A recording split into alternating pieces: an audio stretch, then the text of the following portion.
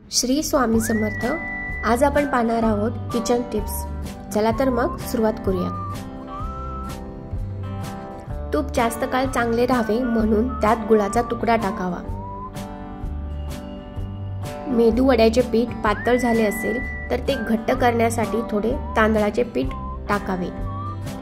चहामध्ये आले टाकताना तुकडा करून न टाकता किसून टाकावे। शेवभाजी बनवताना त्यात थोडा मॅगी मसाला टाकल्यास भाजीला मस्त टेस्ट येते। पोळीचे पीठ उरल्यास तूप लावून फ्रीज मध्ये ठेवल्यास ते काळे पडत नाही। किचन मध्ये एखाद्या वस्तूने पेट घेतल्यास त्यावर खाण्याचा सोडा किंवा मीठ टाकल्यास आग लगेच विझते। पालकाची भाजी बनवताना त्यात थोडे पुदिन्याची पाने टाकल्यास भाजी चवदार लागते। उडीद पापडाच्या डब्यात थोड्या मेथीच्या बिया ठेवल्यास पापड खराब होत नाहीत। कुरवडीची भाजी बनवताना कुरडई गरम पाण्यात भिजवल्यास ती लवकर भिजते।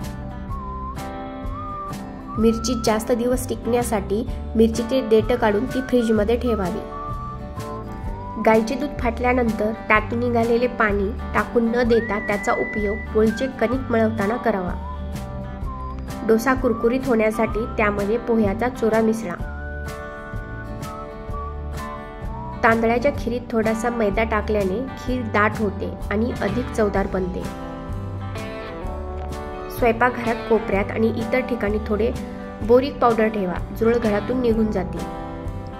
उरलेल्या भाज्या टाकून न देता पराठे बनवण्यासाठी सारण म्हणून वापरता येतात। लिंबूला बाहेरून तेलाचा हात लावून फ्रीज मध्ये ठेवल्यास लिंबू जास्त दिवस टिकतात।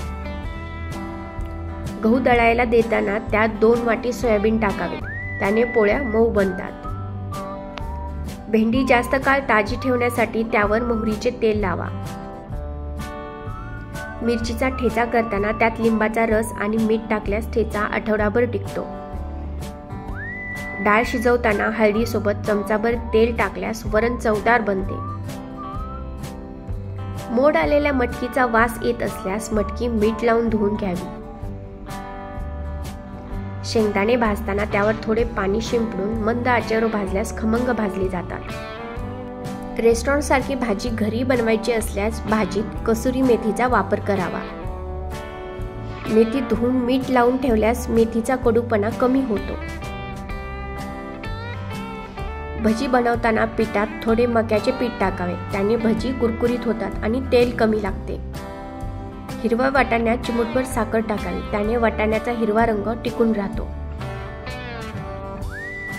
रेस्टॉरंट सारखी भाजी घरी बनवायची असल्यास भाजीत कसुरी मेथीचा वापर करावा। चहा चांगला होण्यासाठी पाण्यात चहा पावडर 2-3 मिनिटे उकळून नंतर दूध टाकावे।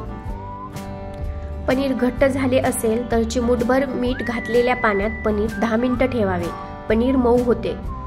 इडली बॅटर आंबट झाले असेल तर त्यात नारळाचे दूध टाकल्यास आंबटपणा निघून जातो। तळताना तेल उडू नये म्हणून तेलात थोडेसे मीठ टाकावे, त्याने तेल उडत नाही। घरात लाल मुंग्या झाल्या असतील तर त्या जागी हळद टाकल्यास मुंग्या होत नाहीत। हाताला कांद्याचा वास येत असेल तर ते बेसन पीठ लावून हात धुवा।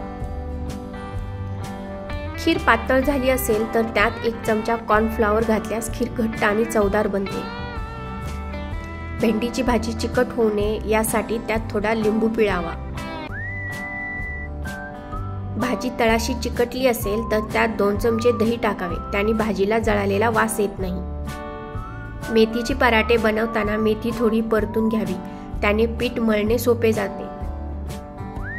खीर पातळ झाली असेल तर त्यात 1 चमचा कॉर्नफ्लॉवर घातल्यास खीर घट्ट आणि चवदार बनते। भरलेले कारली बनवताना मसाल्यात थोडा गूळ टाकल्यास भाजीची चव वाढते। टोमॅटो सूप बनवताना त्यात वाळलेला पुदिना टाकल्यास सूप चवदार बनते। आळूवडी बनवताना त्यात गूळ आणि चिंच टाकल्यास खाज येत नाही।